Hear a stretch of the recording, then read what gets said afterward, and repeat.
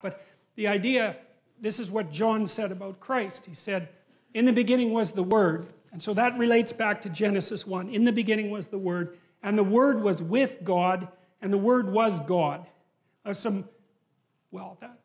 Three sentences like that take a lot of unpacking because, well, none of that seems to make any sense whatsoever, really, right? In the beginning was the Word, and the Word was both with God, and the Word was God. So the first question might be, what in the world does that mean? In the beginning was the Word. That's the Logos, actually. And the Logos is embodied in the figure of Christ. So there's this idea in John that whatever Christ is, the Son of God, is not only instantiated in history, say at a particular time and place as a carpenter in some backwoods part of the world, but also something eternal that exists up outside of time and space that was there right at the beginning. And as far as I can tell, what that Logos represents is something like modern people. It's something like what modern people refer to when they talk about consciousness. It's something like that. It's more than that. It's like consciousness and its capacity to be aware and its capacity to communicate. It's something like that. And there's an idea underneath that, which is that being, especially from a phenomenological perspective, so the being that is experience cannot exist without consciousness. It's like consciousness shines a light on things to bring it into being. Because without consciousness, what is there? No one experiences anything.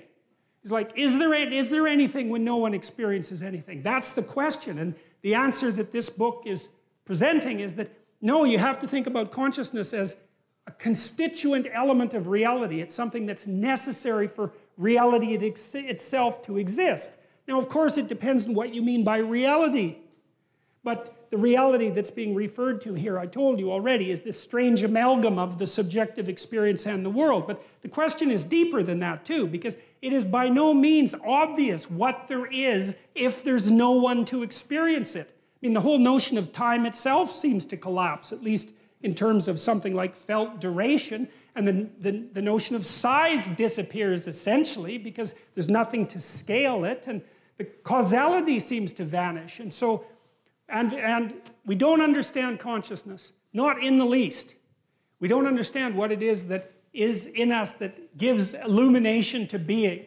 And what happens in the Old Testament, at least in part, is that that consciousness is associated with the divine. Now you think, well, is that a reasonable proposition?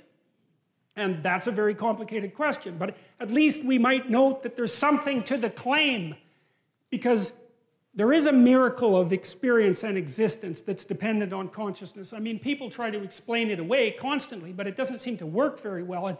And here's something else to think about, I think, that's really worth thinking about. People do not like it when you treat them like they're not conscious, right? They react very badly to that.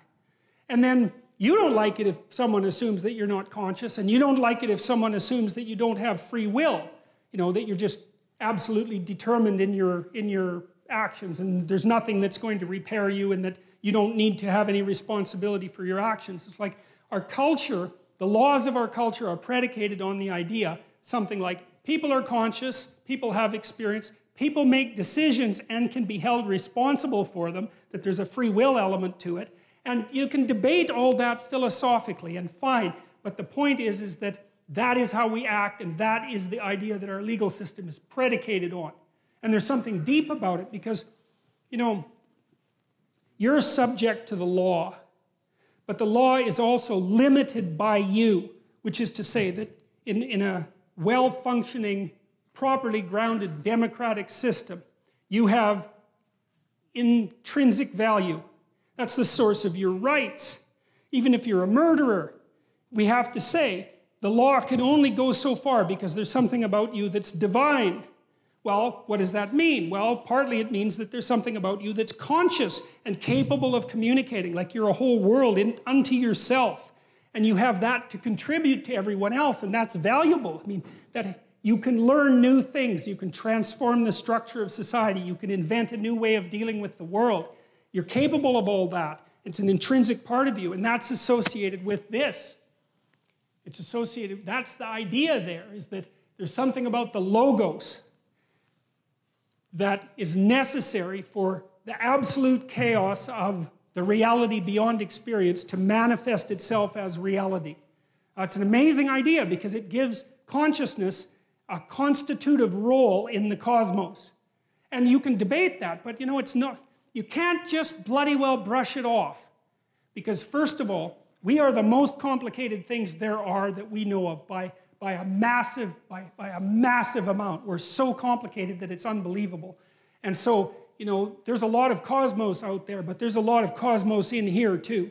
And which one is greater is by no means obvious unless you use something trivial like relative size, which really isn't a very sophisticated approach. And whatever it is that is you has this capacity to experience reality and to transform it, which is a very strange thing. You can conceptualize a future in your imagination, and then you can work and make that manifest. You participate in the process of creation. That's one way of thinking about it. And so that's why I think in Genesis 1, it relates the idea that human beings are made in the image of the divine, men and women, which is interesting too, because, the feminists are always criticizing Christianity, for example, as being, inexorably patriarchal. Of course, they criticize everything like that, so it's hardly a stroke of bloody brilliance. But I think it's an absolute miracle that right at the beginning of the document, it says straightforwardly, like with no hesitation whatsoever, that the divine spark, which we're associating with the word that brings forth being, is manifest in men and women equally. That's a very cool thing. And you got to think, well, like I said, do you actually take that seriously? Well, what you got to ask is, what happens if you don't take it seriously? Right? Read Dostoevsky's Crime and Punishment. That's the best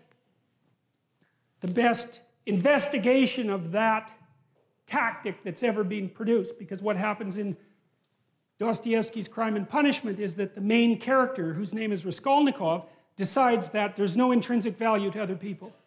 And that as a consequence, he can do whatever he wants. It's only cowardice that stops him from acting, right? Because why would it be anything else if the value of other people is just an arbitrary superstition? Then why can't I do exactly what I want when I want? Which is the psychopath's viewpoint. Well, so Raskolnikov does. He kills someone who's a very horrible person, and he has very good reasons for killing her. And he's half-starved and a little bit insane and possessed by this ideology. It's brilliant, brilliant layout. And he finds out something after he kills her, which is that the post-killing Raskolnikov and the pre-killing Raskolnikov are not the same person even a little bit. Because he's broken a rule, like he's broken a serious rule, and there's no going back.